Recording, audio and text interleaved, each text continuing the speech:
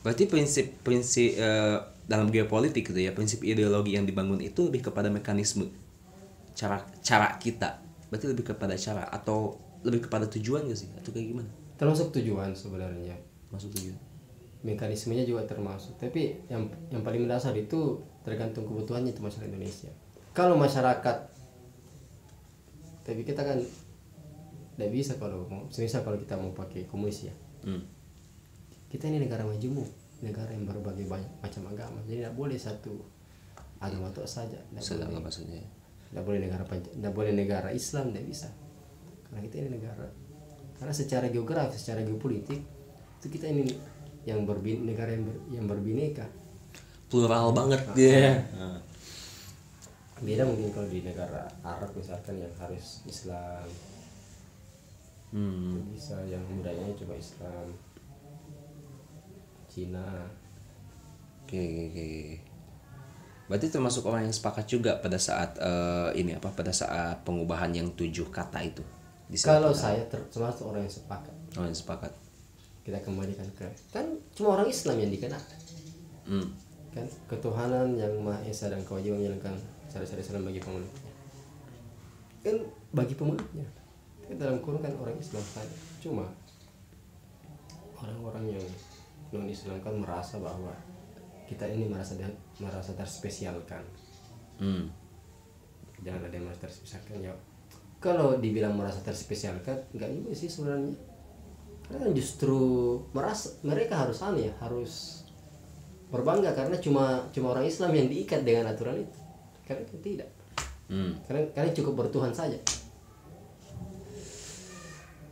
Tapi kalau aku gak salah gitu ya, kalau aku salah, Mr. Kasman kan itu menjadi salah satu orang yang melobi ke Bagus Hadikusumo untuk mengubah 7 kata itu kan. Dan kemudian beberapa tahun setelah pergantian di sila pertama itu kan Mr. Kasman itu beliau bilang kecewa kayak gitu. Aku sih belum tahu jelasnya itu kayak gimana kayak gitu. Aku belum dapat bukunya juga, buku Mr. Kasmannya juga gitu. Kalau pandangan Bang Ipul nih soal statement kekecewaan dari Mr. Kasman itu kenapa dan sepakat atau tidak? Itu kan dulu kan dia dijanji nggak apa-apa biar masuk dulu mereka Indonesia bagian timur. Cuma kekeliruannya Pak Kasman ini dulu, dia terlalu percaya sama perwakilan bagian timur. Mohon maaf, Maluku nggak mau masuk ketika 7 kata ini yang masih ada. Oke. Papua nggak akan masuk ketika 7 kata ini ada. Gak apa-apa kita hilangkan dulu, nanti pada saat perembukan selanjutnya kita boleh masukkan. Tapi sampai 10 tahun, belasan tahun itu tidak pernah disepakati, dan sampai sekarang tidak pernah disepakati. Itulah kekecewaan Kasman Singgimi itu. Di mana? Dia tagih kan janjinya di mana. Makanya itu kayak Ki Hadikusumo itu nggak mau, karena dia tahu karakter orang timur itu, di apalagi yang Islam non Muslim itu, dia tahu karakternya bagaimana. Dia bisa memanipulasi awalnya, dia iya kan, tapi nanti akhir tidak. Orang non Muslim, jadi wajar kan dia kan seorang bagus juga keislamannya. Gitu. Dari bahasan ini ada hubungannya sama operasi Trikora gak? Trikora Ada hubungannya gak kira-kira? saya belum pernah baca referensinya sih. Tapi kalau kita analisis ya sebenarnya ada. Sebenarnya ada ya. Pas Trikora. Nah, Soeharto yang gencar sekali itu yang menormalisasi semua itu Pancasila. I see. Pun termasuk mungkin Timor Leste. Ya who knows gitu kan. Ya, walaupun kan operasi Trikora itu dikaitkan sama masyarakatnya itu lebih ke ini, lebih dipandang negatif kayak gitu ya. Karena invasi gitu kan kelihatannya. Karena kan pakai militer kan. Ya, pakai militer. I see.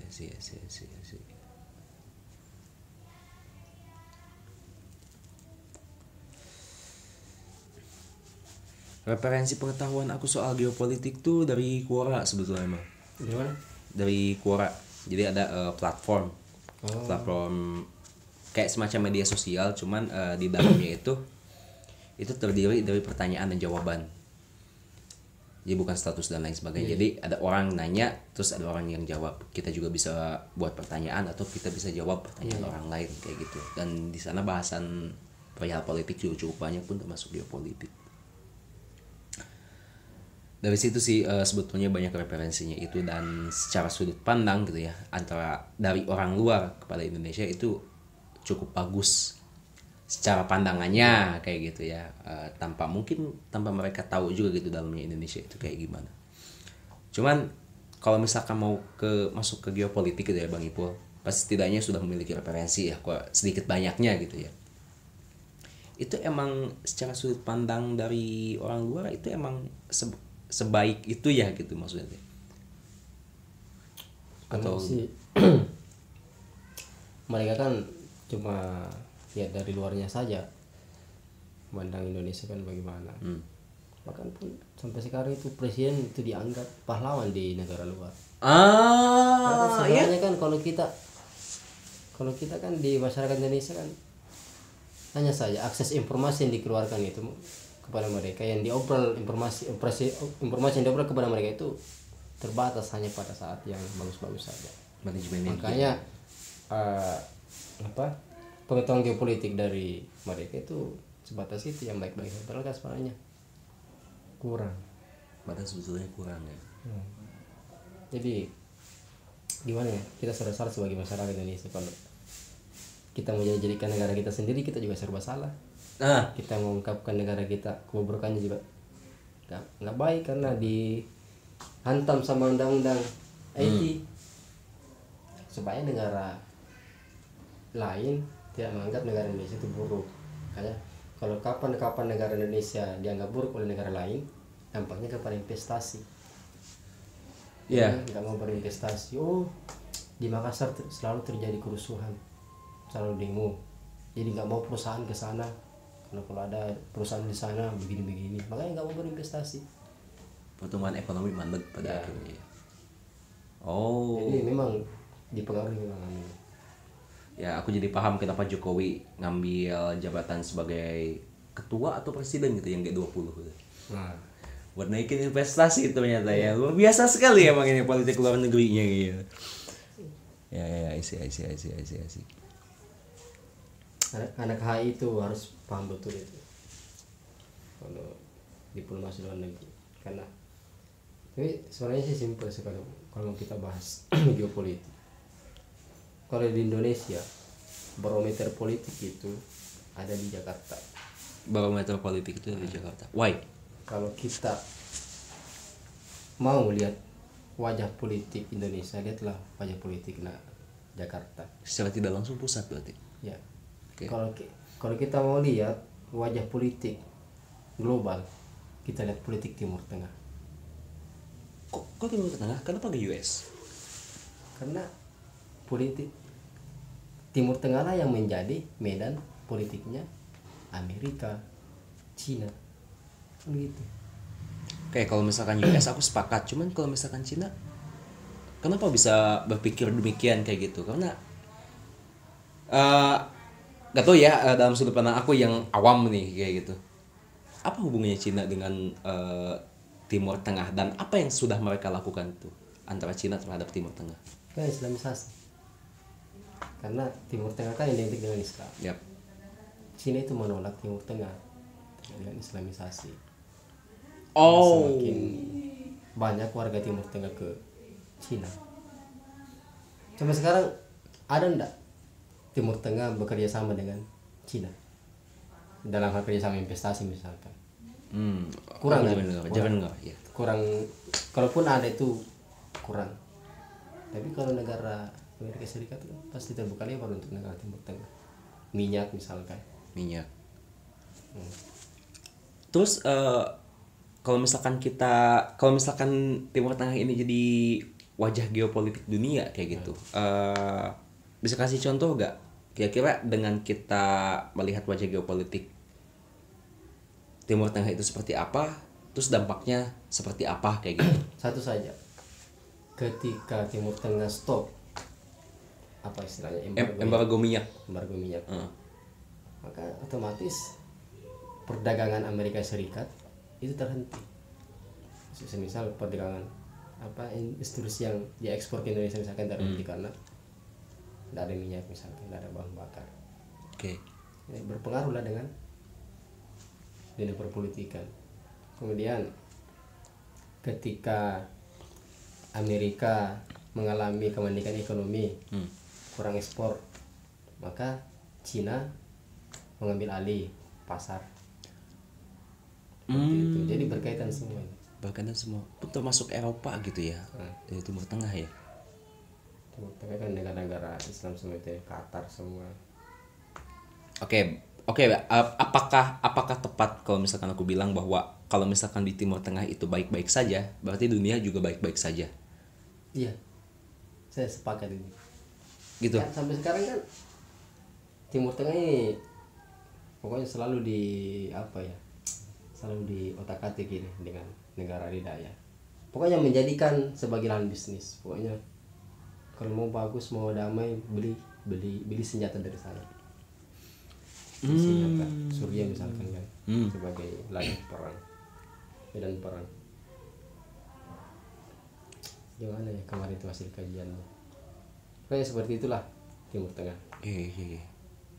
Enggak sih, aku agak jadi pertanyaan kalau misalkan kita bicara soal negara yang strategis, seharusnya Indonesia gitu yang jadi lahan konflik.